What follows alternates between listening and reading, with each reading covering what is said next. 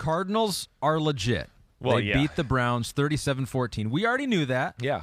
But, I think with them being the only undefeated team in the NFL, Cardinals fans haven't had this for a while, right? Right. So enjoy it. You got a great team, got a great defense, a great offense, but they want all the love. It's like, we want all of it now. I understand it. Give us all of it. Yeah. Power rankings, number one. We're the only undefeated team, which I would say that's why you have the standings. You don't need the power rankings to reflect the standings because that's the same thing. That's neither here nor there because they are legitimately good. And who knows, maybe they will be number one in the power rankings here pretty soon because they go into Cleveland, get the win 37-14 without their coach. Hopefully he's doing better, without their play caller there. And they just dominated from the get-go. Yeah. Cleveland made a lot of mistakes. They got some injuries there. Baker Mayfield's kind of hurt.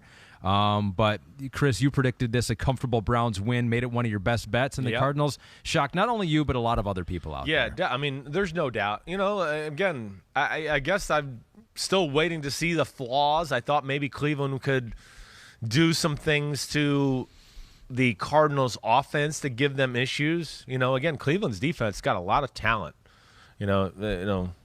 I have people on Cleveland who make fun of me sometimes, and I'm going to go, your team's one of the five best rosters in football, and you're 3-3. And they're still, like, people get on me there, and I want to be like, f*** off. And I picked you to go to the Super Bowl this year, so shut up. But I expected Cleveland's defense to match up with them a little bit better. And, of course, when I picked that game during the week, again, here, just self-scout the whole situation here, I did not know Nick Chubb was going to be out of the game, nor did I know that either tackle was going to be out of the game. That changed things a little bit, too. But I think, nonetheless, the same thing is what we saw. We saw a team from Arizona who can just go on spurts of making big plays, unlike any other team in football, in my opinion. Even to start the game, it's just, it's like they stop Cleveland on a fourth and short, right? I think that's how it went. Or they stopped them on the first drive of the game, make a punt. 4th and 3. Yep. And they just go right down the field and score in no time. And where it break a big run, all of a sudden it's a 3rd and 19. Kyler Murray escapes to the left and makes an unreal throw for a touchdown pass, and it's 7-0. And then Cleveland comes down, like you said, and they end up getting stopped on a 4th and 3, and Arizona, they're going to make a few big plays. Boom, they're going to go right back down the field and score one more time.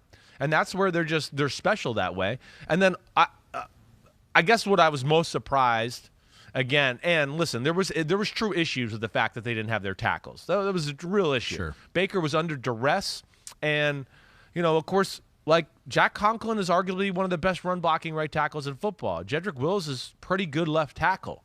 So that hurt their football team. And, of course, Nick Chubb, I would call Nick Chubb the best running back in the game right now. It's either him or Derrick Henry. I guess Dalvin Cook right there in that conversation. But, man, I just was impressed with the amount of plays, again, that Arizona makes. And, I went back and kind of watched that game a little bit this morning just real quick. I mean, overwhelm the line of scrimmage. Their speed at times up front just causes such chaos that it's almost like they're like, wait, we want to block the play this way, but this guy shot this gap, and we don't know where this guy's going to be. And ultimately, they started to get Cleveland into a game that they don't want to be in, where they had to drop back and throw.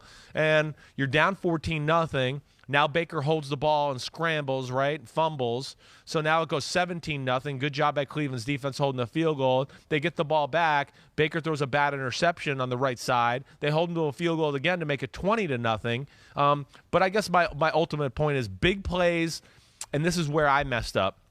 Cleveland's defense, as talented as it is, it just still lets up too many big plays here and there to where it changes the outlook of the football game altogether. Yeah, and you're going to give up big plays to Kyler Murray in that offense. I mean, that's just going to happen even if you got things buttoned up. But, yeah, it seems to be happening weekly with them. Anthony Rufo says, Chris, been a fan of yours since your Bleacher Report days.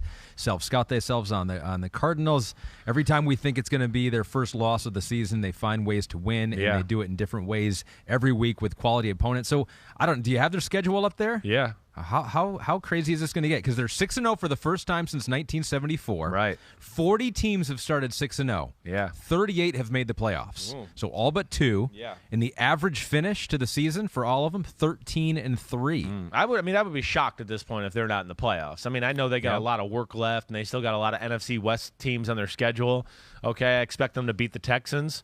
But Packers and 49ers again, again, hey, the 49ers went toe-to-toe with them. That game was 10-7 with like 4 minutes left in the fourth quarter, and there was no Jimmy Garoppolo and some issues there. Colts, Cowboys at the end of the year. Yeah, I mean, listen, they're Rams. There's definitely some still legit tests on the schedule. You can see 5 or 6 losses still in there, but they're still a phenomenal football team, and I don't think anything's going to make me change the fact of like they're a legit playoff football team right now. There's no doubt about that, and would be absolutely floored if it didn't come to that. They show abilities of big play, like we talked about, where they're different. Like in years past, is their ability to run the ball is a little bit better. They made a few mistakes. They had a few people missing in the game, but overall, just a really, really impressive football game by them. And they kind of their defensive front whooped the crap out of Cleveland's offensive line. I think that was the shocker of the game. Yeah, and even with that, there are some scenarios where you can see Cleveland maybe being in this game a little bit more. You say the missed fourth down, close in deep in the red zone. Some questionable penalties. Some penalties, some scrambles by Baker, fumbled a couple times. Bad overthrow interception where he just lost control of the ball. Exactly right. Early in the game. Cleveland did hit the Hail Mary just before halftime. What horrible defense was that? That was horrible. You're literally allowed to pass interfere on those plays, and they didn't even touch the guy. They let it hit him right in the chest. I think that was what's unbelievable. Yeah. Hey, they did a good job of kind of fighting and clawing back into the football game. Got it to 23-14, if I remember this correctly, and there was a few, 3 and outs by each side, and, you're going, okay, man, can Cleveland put something together here? But then it was the 8-play, 54-yard drive that made it 30-14, where you were like, uh-oh, they're in deep trouble. And did a turnover set up that drive? That's what I want to check real quick.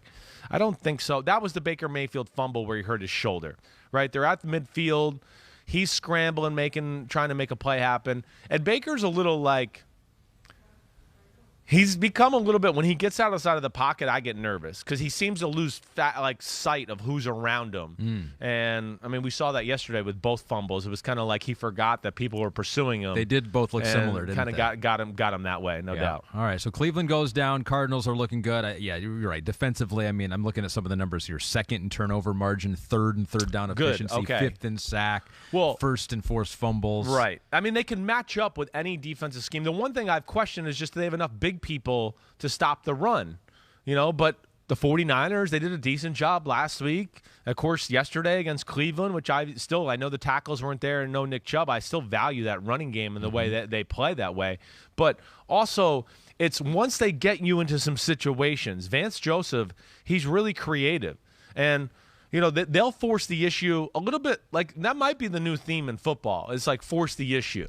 It really is, where it's like, oh, it's a rundown. We're going to put a bunch of people at the line of scrimmage. Okay, you might get a 15-yard completion behind us, but we're going to play man-to-man. You're going to have to throw it in there. You have to block it up the right way. Right. I thought they played some really tight coverage at times and kind of overwhelmed the running game with just sheer numbers in the box. Hi, I'm Mike Tirico, and thanks for watching. Make sure to hit subscribe for the latest news and highlights from NBC Sports.